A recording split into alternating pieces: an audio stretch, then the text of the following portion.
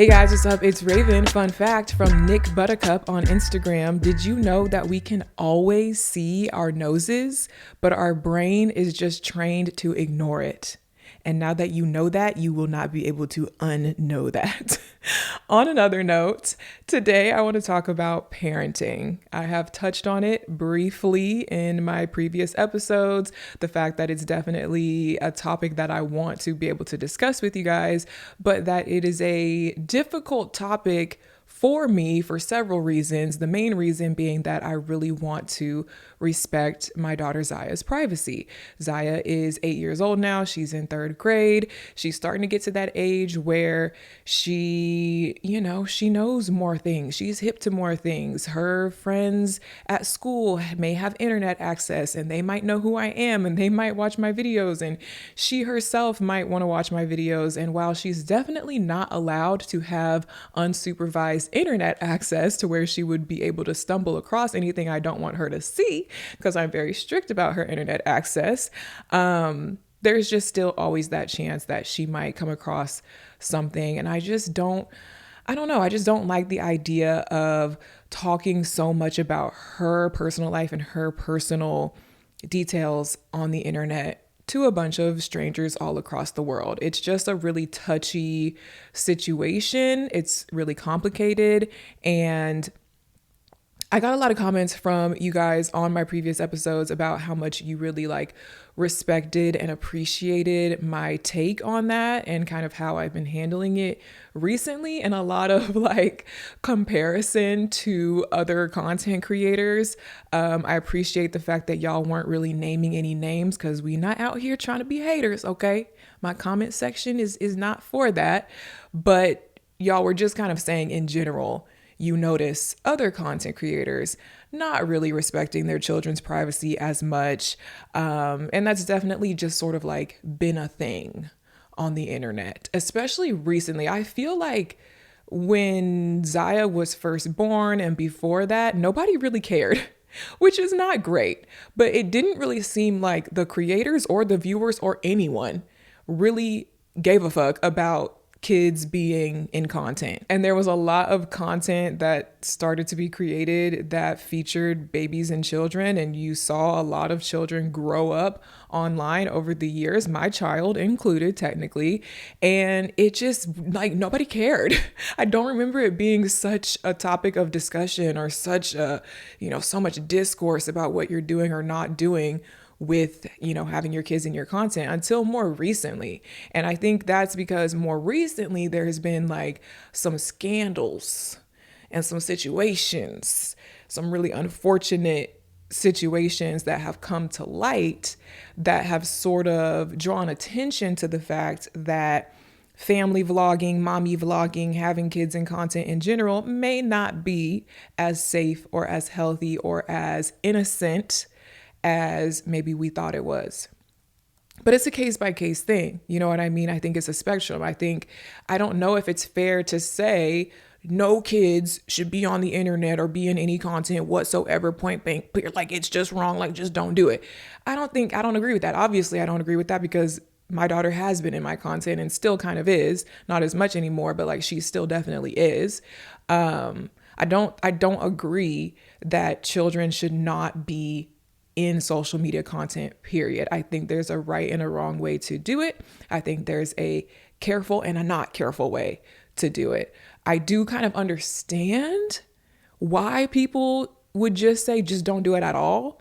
Because that's sort of an easy way to just say, hey, let's just not even risk it. Let's just not do it. Make it illegal.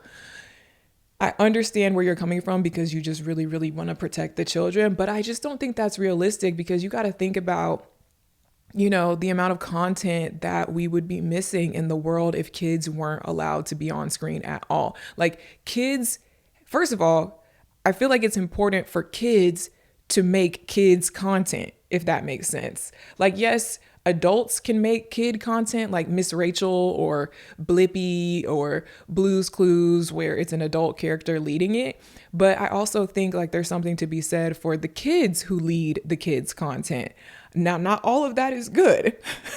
There's definitely some kids creators making kids content that I'm this feels exploitative. This feels weird. And I don't even, or have not let Ziya even watch that stuff. You know, people talk a lot about like Ryan's Toys reviews, which he was like the number one kid YouTuber for forever. I don't know who's number one right now. I haven't looked into that, but I know he held the rank for a long time.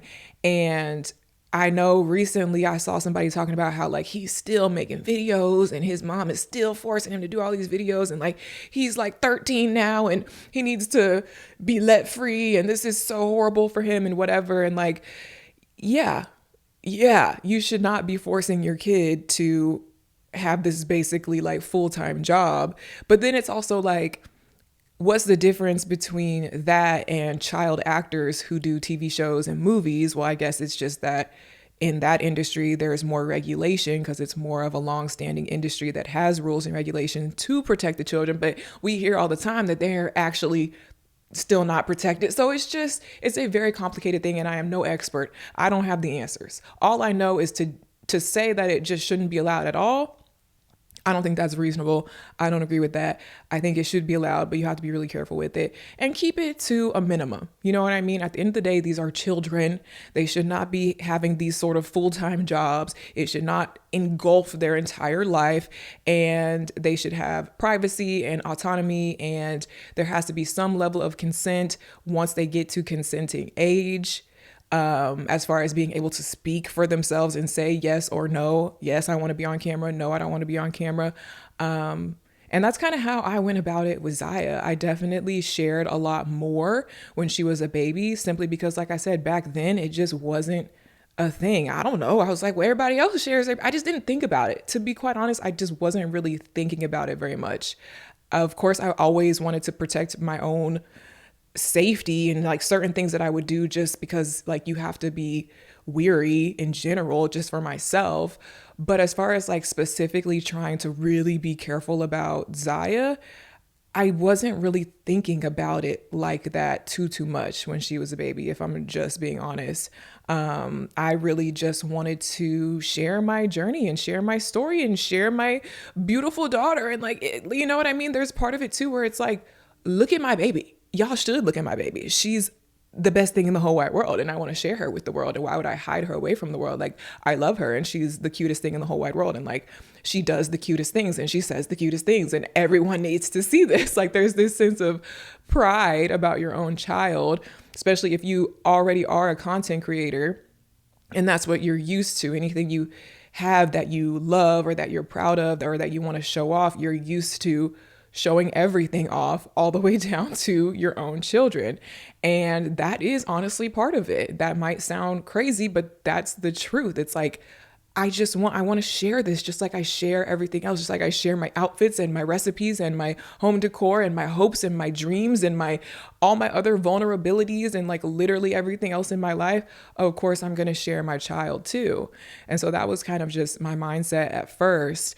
But then, you know, like I said, over time, it started to kind of become more and more of a thing where viewers had a problem with it. Creators were being called out for it. And even the platforms were starting to have more rules around it. I remember at one point there was this like big thing on YouTube where they were cracking down on like kids content or kids being in content. And they like turned off the comments on all my videos because I had Ziya in my videos. I got marked as being like a kid's channel or something, and they were like, well, if you have kids in your content, then there's no comments allowed, because there was like an issue where people were commenting inappropriate things, or there was something with the comments that was like deemed unsafe for the children. And so YouTube was just like, no comments allowed, and turned off all the comments on all my videos, which was super annoying because that engagement and that interaction is like a huge part of being a YouTuber. And then they ended up like changing their mind on that and undoing that. And then there was something with the AdSense, like the money that you can make off of your YouTube videos. They like took some of that away if you had kids. And it's been kind of a process over the years. And my personal thought process has also developed and grown. And as I've gotten older and gotten more mature, because you got to remember, I was a young mom. I wasn't like a teen mom like some people like to act like I was.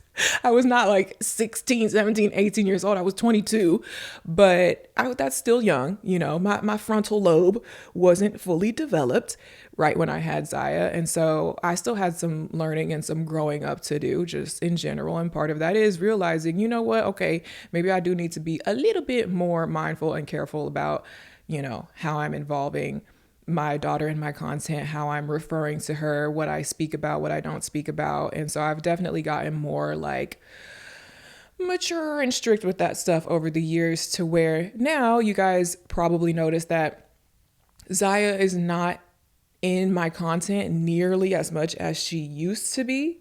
I used to make a lot of dedicated videos that were essentially about Ziya, because I wanted to talk about these topics that were related to Ziya, you know, what my kid eats in a day, you know, other tips and tricks for mothers, where like Ziya is obviously the example: morning routine, night routine, hairstyling routine, wash day routine for my daughter, all that type of stuff.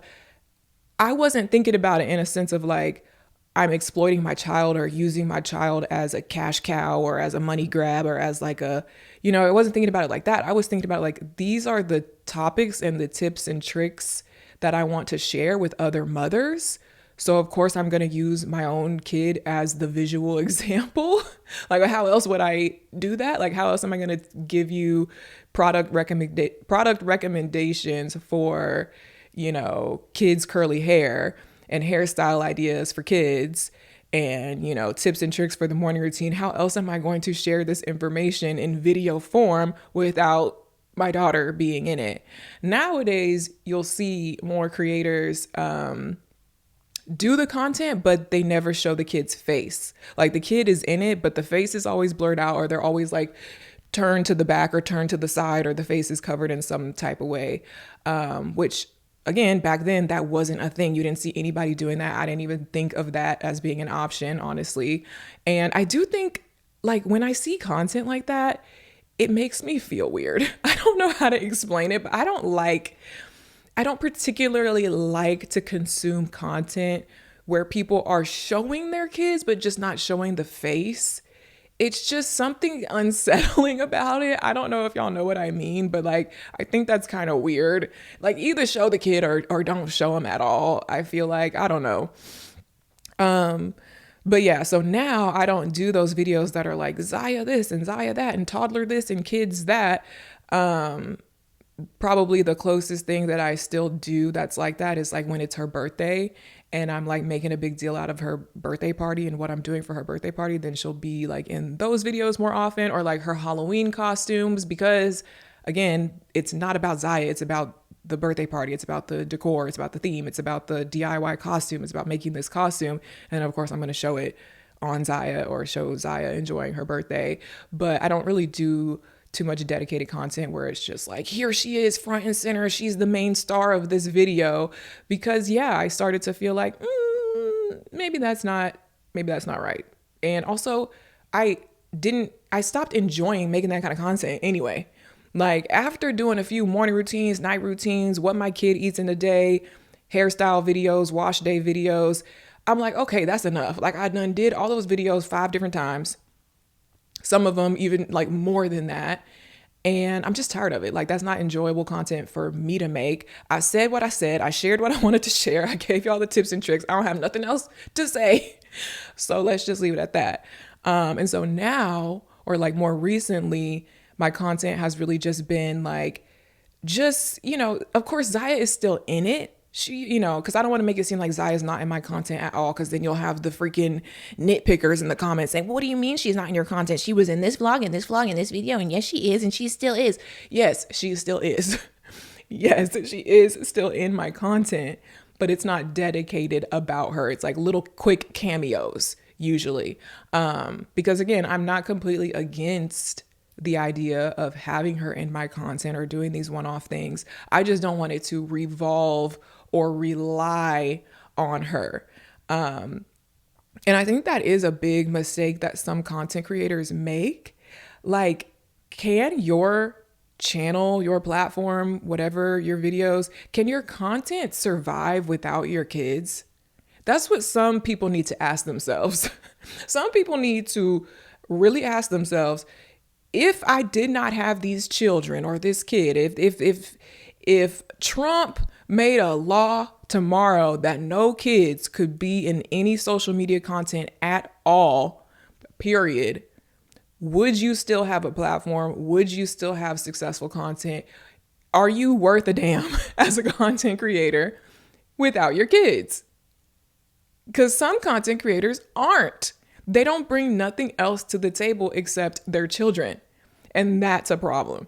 That is a big problem. I do not recommend that. I do not agree with that. I do not condone that. You are the content creator. As the adult, you are the content creator. It should be your page with your name, with your stuff. And if your kids make cameos, cool, but it should not rely or revolve around your kids. Okay. So that's my thoughts on that. And so I just really strive to, not be that. And I feel like I'm doing, a very good job of that, if I do say so myself. I definitely have way more to bring to the content creation table other than kid related stuff or Ziya related stuff. I have plenty of content that she is not in, has nothing to do with her, that is successful and, still gets the job done without her being a part of it. However, I can't lie.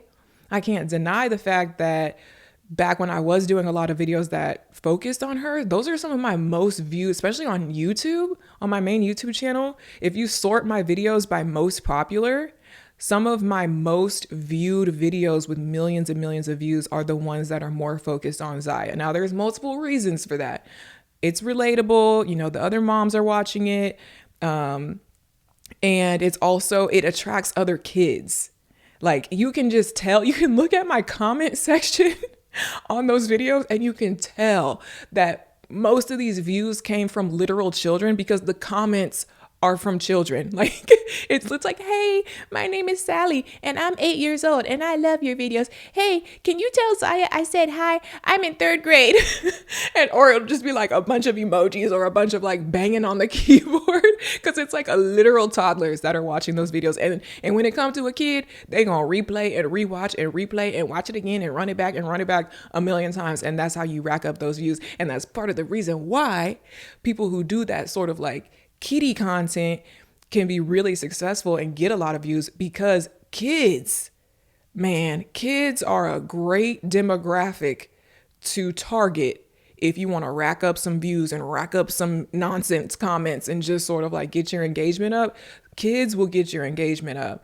And so, I see what some of these other creators are doing, because I see that there is a lot of views in that game, probably a lot of money in that game as well. But that's just definitely not my thing. It kind of accidentally became my thing for a hot minute there, but I definitely never intended for that to like be my thing. And I don't try to do that now. So that's that on that. Also, that sort of like leads to present time, current day.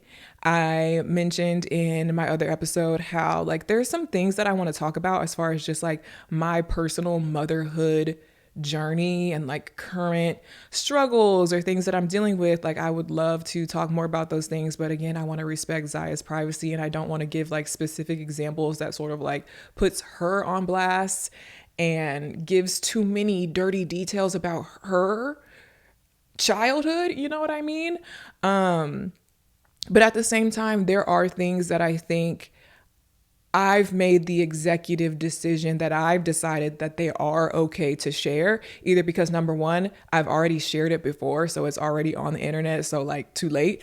Or number two, these are things that like I'm okay with Ziya knowing or eventually knowing about, or like she already knows about it, or it's just one of those things where it's like it's important enough to me that like I have to make that choice for myself.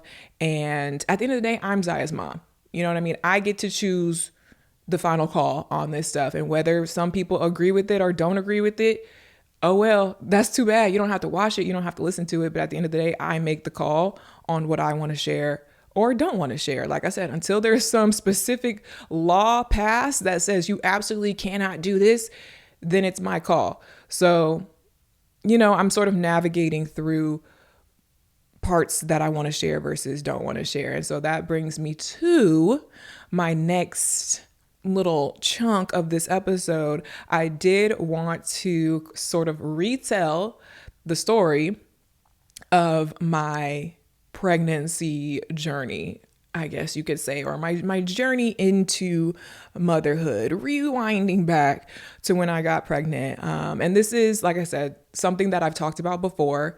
I'm pretty sure more or less every detail that I'm about to share has already been shared. So this is shouldn't be anything crazy new or shocking, but I think there's probably a lot of you guys who just haven't really heard the whole story. And I think it's kind of sets a good foundation for anything that I do want to talk about going forward. So let's rewind back to 2015. 2015. Summer of 2015, I am dating Ziya's dad. We had been together for like a year and a half at that point. Toxic relationship. Shouldn't have been in that relationship, but I was. And I was feeling like I was finally ready to break up with him and leave him and move on and do something different with my life.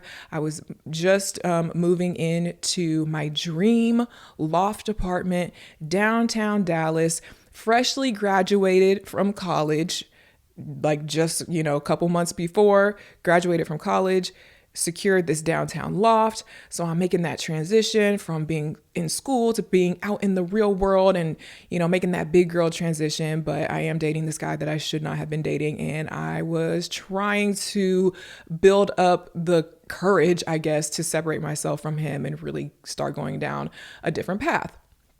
However, we had not separated yet. And this is the detail that a lot of people want to know. Yes, I was on birth control.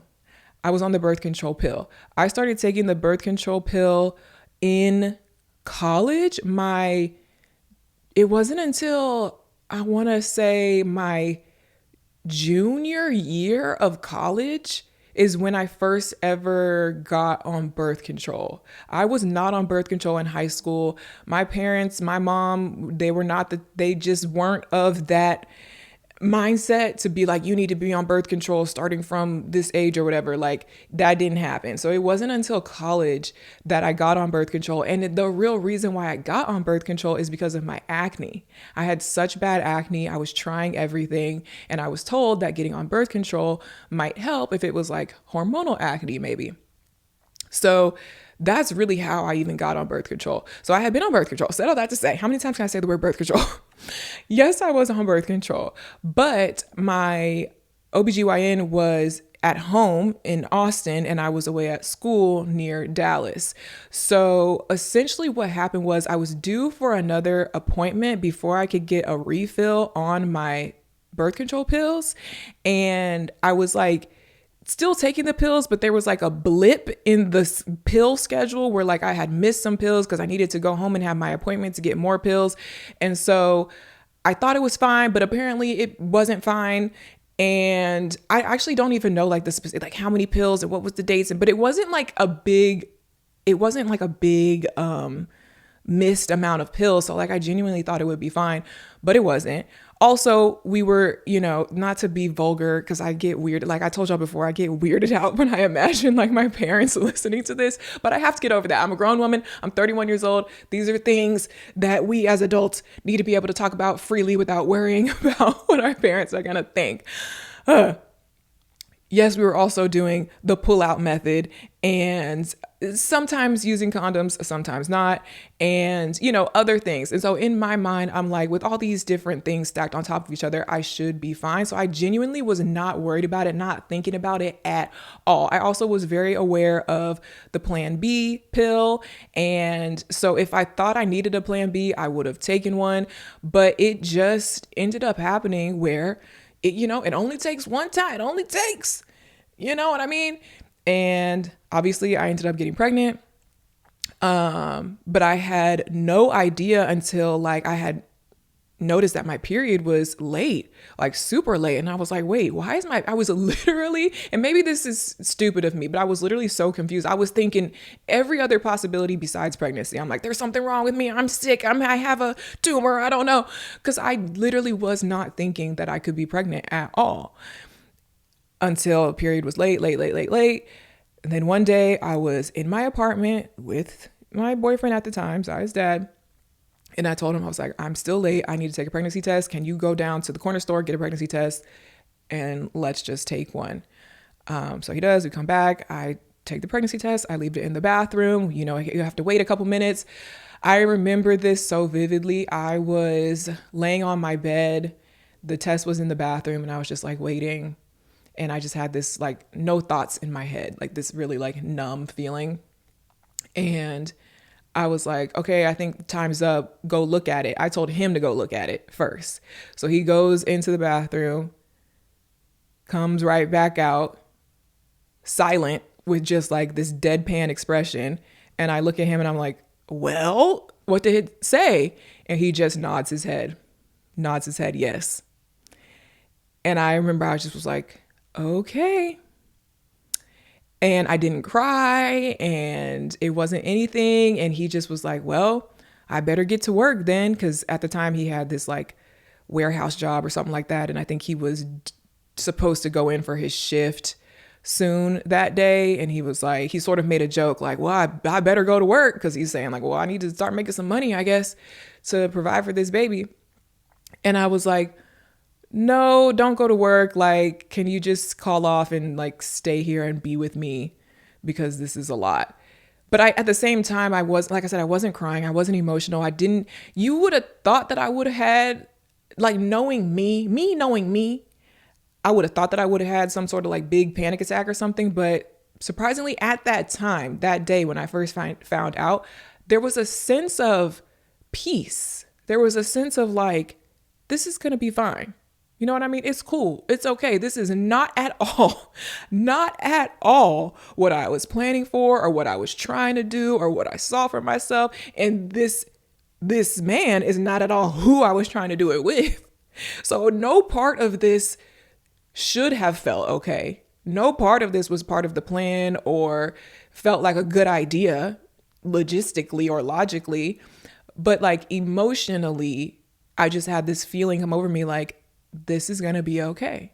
And you may call it God, you may call it, I don't know. But it was just like this, I remember like this warm feeling came over me like, it's okay. You don't need to freak out. So we spent the rest of the day, he called off work. We spent the rest of the day together. I remember we got food. I had a salad. We ate the salad by the pool and we just made a pact with each other not to tell anybody until we sort of got our ducks in a row so we could just like keep it between us. Now, long story short, very long story short, something ended up happening only a few days later that flipped my life even more upside down. I still hadn't told anybody I was pregnant. I still was just like processing it internally. But something happened with him that made me realize that I would never be with him going forward. I would definitely not be in a relationship with him. And I probably would not be able to co-parent with him.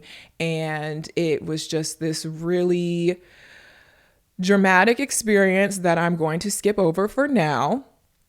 And it led to another dramatic experience that I'm going to skip over. And bear with me, y'all. Skipping over. But through it all, and through all of that trauma of these traumatic experiences, I still felt that feeling of it's gonna be okay. You having this baby is gonna be okay. This is what's supposed to happen. It's meant to be. And I also like was having these visions of it's gonna be a little girl and she's gonna like, I just like immediately knew it was a girl. Immediately, like it was, I don't know how to explain it. It's this sort of like out of body, otherworldly, spiritual feeling of like, I'm supposed to have this baby. I know I don't have to. I know that I could terminate the pregnancy. I know that a lot of people are going to look at me crazy for deciding to keep the baby, especially due to the added traumatic experiences and circumstances and things that were going on right after I found out I was pregnant. And I literally had people tell me, you probably should not keep this baby. You probably should not. You need to just terminate the pregnancy and separate yourself from the situation and move on with your life and, you know, not have this baby. Like, it's not a good idea. People literally told me that. But I just had this really strong feeling from the jump, and through it all, it never wavered. It never wavered at all. I never doubted. I never second guessed. I just knew. And so I had made my mind up that even though I knew it was a very, possible thing for me to just terminate the pregnancy, and it was like, I'm pro-choice, just to put that out there. I'm very much pro-choice. So it wasn't like an issue of, I felt like, no, I absolutely couldn't terminate the pregnancy because that would be morally wrong. It wasn't like that. It was just that I didn't want to. Like, I didn't feel like I needed to. I felt like I was supposed to have this baby. And I felt like she was like, I felt like I knew her already. I could see her and I knew it was a girl. And like, I don't know, it was really weird. And so I stuck to that, and I was like, no, I'm going to continue on with this pregnancy. I'm going to keep her. I'm going to have this baby. I'm going to be a mom. I'm going to be a mom. Now, can't tell you how everything else I already knew. I wasn't stupid. I wasn't blind to the fact that like it was going to be a difficult situation. It was not going to be your normal, traditional nothing. But all I knew was that I'm going to be a mom. And I'm going to be a good mom, and I'm going to have this daughter, and we are going to be okay. I just knew that. Obviously, I didn't know all the other things that were going to happen, and I had to kind of really mentally prepare myself for all the things that were going to happen. But I just knew it's going to be okay. This is what I'm going to do. And people ask me, all the time, like, what made you, you say that you didn't want to be with him. It was an unplanned pregnancy. It was all this stuff, all these negative things surrounding the pregnancy. So why didn't you just terminate the pregnancy? You know what I mean? Why'd you keep her? What made you want to keep her? And that's it. That's the best way I can explain why. And my pregnancy, like physically, was like really smooth and really easy. I barely had any type of symptoms. I had zero complications. I had no morning sickness whatsoever, which was something I was really scared about because I used to have really bad emetophobia, like fear of vomiting. Like, I've gone years and years and years throughout my life never throwing up because I was so scared to throw up. I would get sick and I would start freaking out, like, no, I feel nauseous. Like, what am I going to do? I would start crying. Like, it was just this, I don't know, weird phobia that I've had. And so that was one thing that I was really scared about getting pregnant, because I obviously knew about morning sickness and how some women are just nauseous and vomiting all the time. And I was scared about that. But I ended up not having a single drop of morning sickness, never threw up once during my pregnancy, which was amazing.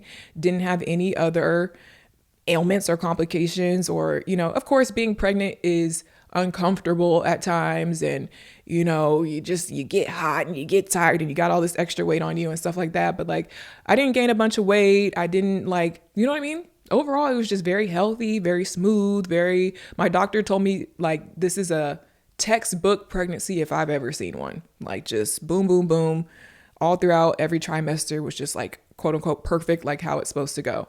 And I wasn't very like overly uncomfortable or overly in pain at any point either. And I sort of took that as a sign, or like a confirmation, validation, if you will, of that feeling that I got, where it was like, yeah, this is what's supposed to happen. It's going to be okay. You know what I mean? Like, again, you call it God, call it the universe, call it whatever. But I felt like I was being blessed with this very smooth, comfortable pregnancy as sort of like confirmation of that.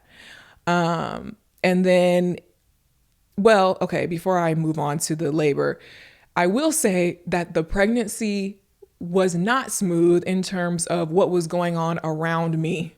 You know what I mean? The trauma and the bullshit that I was dealing with regarding the pregnancy and regarding just my life. And, so my mental health was definitely affected. And there was a lot of outside stress and trauma during my pregnancy. So I can't say that I had a very happy pregnancy, but I had a very healthy physically pregnancy. And again, I'll have to maybe talk more about the you know, trauma and, you know, the surrounding story, the details that I'm skipping over right now. I have to maybe talk more about that at a later time, possibly never, I don't know.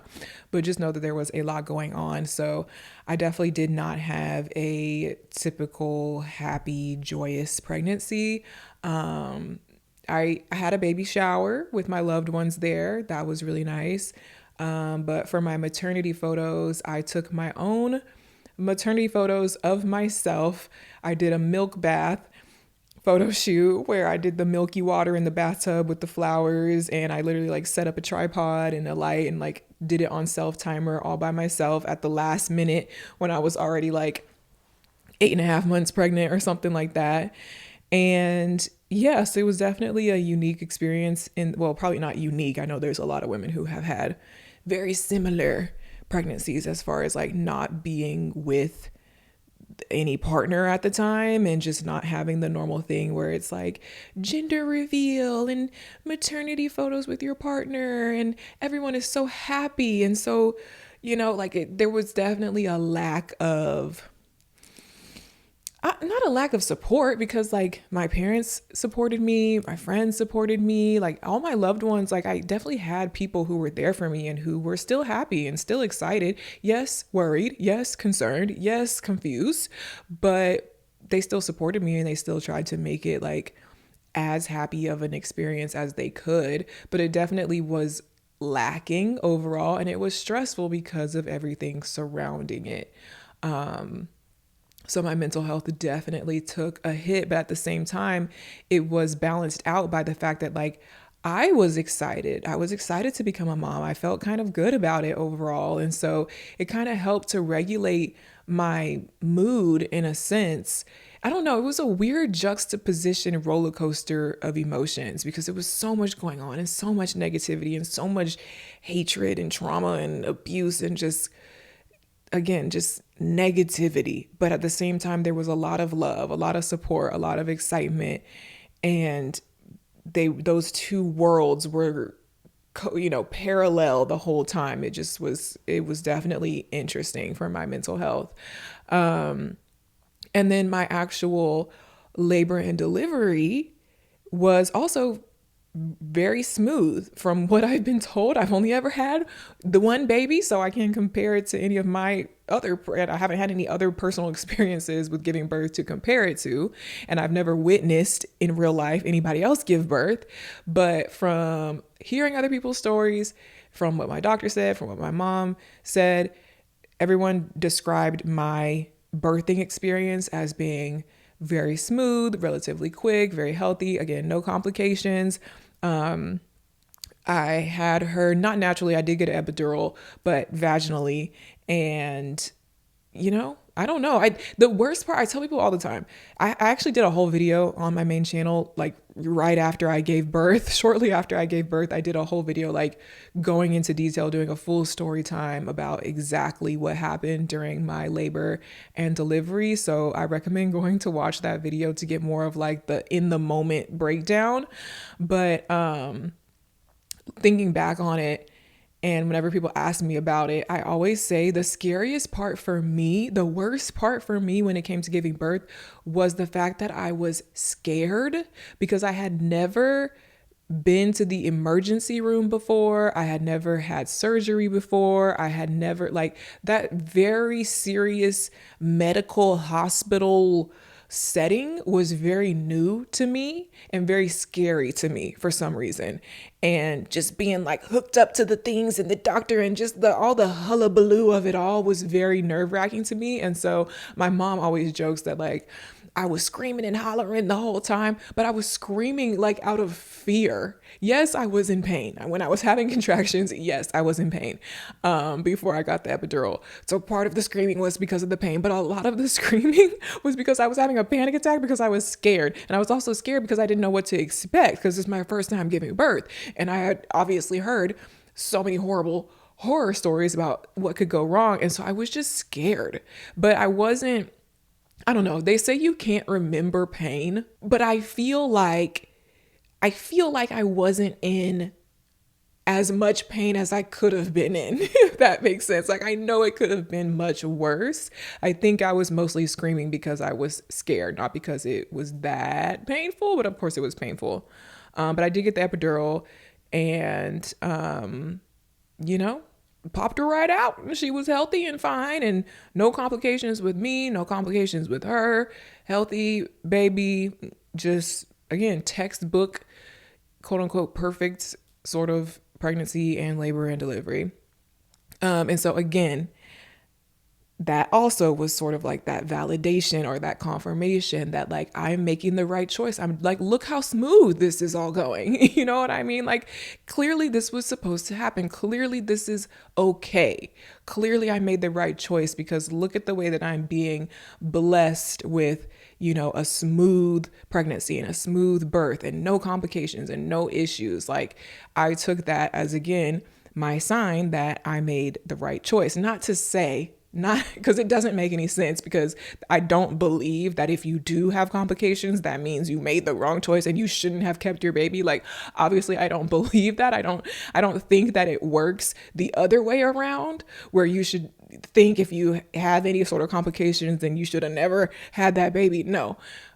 But that's the way that I justified it in my mind, in my situation. I don't know. It gave me a sense of peace.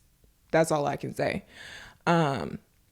And then the other thing was that I was very scared that I was going to experience postpartum depression, because I already have normal depression, and I'm just very prone to mental health struggles in general.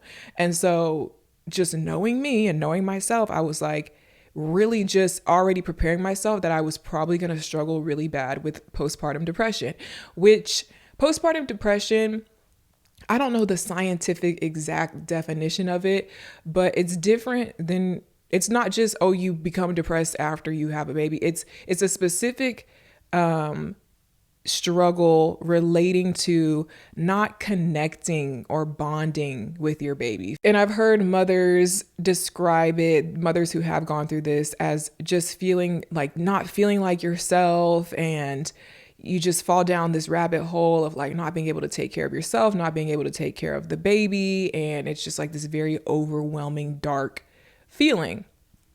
And so I just felt like, oh no, that's probably going to happen to me, because, you know, I struggle with depression and stuff anyway. But again, I took this as another sign ultimately, because I did not struggle with postpartum depression at all. It was literally the complete opposite for me. I was so happy and like excited, and I felt good about becoming a mom, and I felt weirdly like not anxious and not too like, you would think I'm a first-time mom, I'm young, I don't have like childcare experience, I don't have anything in my past that would make me feel like, oh, I know what I'm doing, like I've done this before. I really didn't have that. I was a babysitter for a short time, but like for older kids. And I do have a younger sister, but we're too close in age, so I didn't like help raise her at all. I really didn't have any prior experience with babies or kids or childcare. So you would probably think that I would be more anxious and more just like feeling unprepared and feeling worried. But no, like it was just an instant, like the attachment kicked in, my like motherly instincts kicked in. And I remember for the most part feeling very just like at peace with it and loving Ziya and having that immediate like unconditional love and just like a bond and attachment, and just feeling like I have something to live for. I have a reason to wake up and get up and do my best every day. Like, this is just like a huge source of motivation for me, and just like joy and excitement. And like, of course, I still had my hard days and my hard times when Ziya was a newborn. I still had frustrations. I still had moments of anxiety. I still had, you know, sleepless nights or whatever. But also, Ziya has always been a really good sleeper. I really didn't struggle too much with the whole sleep situation.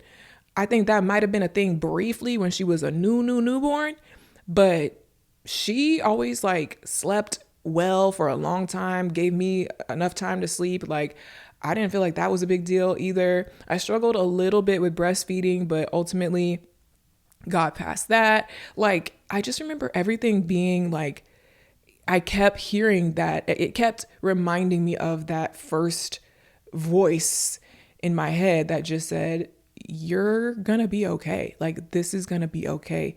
You're gonna be a mom. You're gonna be a good mom, and y'all are gonna be okay. And I just remember at some points looking at Ziya as a newborn and being like, yeah, and we are, and did, and did. Like, that's what it felt like. And I felt really like proud of myself and happy and just, looking forward to the future of raising her and what's it going to be like when she's a year old and when she's a toddler and blah, blah, blah. Like, a lot of positive feelings. But again, just like during the pregnancy, during the newborn phase, my outside world was falling apart. My situation with her dad was just an absolute fucking shit show. Like, the worst thing I've ever experienced in my whole entire life. I was so stressed out and so frustrated and so angry and so scared. And so, like, everything on the outside was horrible. But on the inside, as far as just like me and Ziya, like our little world, when we're home alone by ourselves and I'm just in my mom zone with her, it was peaceful. It was bliss. But then it was like fires burning all around us is what it felt like. And so I felt really frustrated that I couldn't fully relish in that moment and fully enjoy the baby stage because of everything that was going on the outside. And so that was my biggest struggle. It was really frustrating that I did not have postpartum depression. I just had normal depression because of everything else that was going on in my life. I did not have, motherhood related anxiety. I had life anxiety. You know what I mean? And I felt like I was robbed of the fully happy experience that I felt like I could have had. And I was angry about that. And so again, it was sort of this juxtaposition of emotions, of feeling so happy and so in love and so at peace in one sense, but also feeling the worst I've ever felt at the same time as far as how my life was going at the time. But yeah, I'm like, and scene. And the end, that's all I have to say. But that's really, that's like the main point I wanted to like share with you guys. And it sort of has, over the years, that same sort of juxtaposition feeling has continued over the years, if that makes sense. And I hope that this makes sense to you guys. I know that I'm like skipping over details and like, I don't know. I hope this makes sense. I hope y'all are understanding what I'm saying, at least somewhat. But I would say that same sort of parallel, I feel good about being a mom, but I don't feel good about the world around me. Like, that same sort of feeling has continued like this whole time. And so it's been really interesting to feel like I'm a good mom. I know what I'm doing. Ziya is well taken care of. She's good. I'm happy. This is okay. I made the right choice.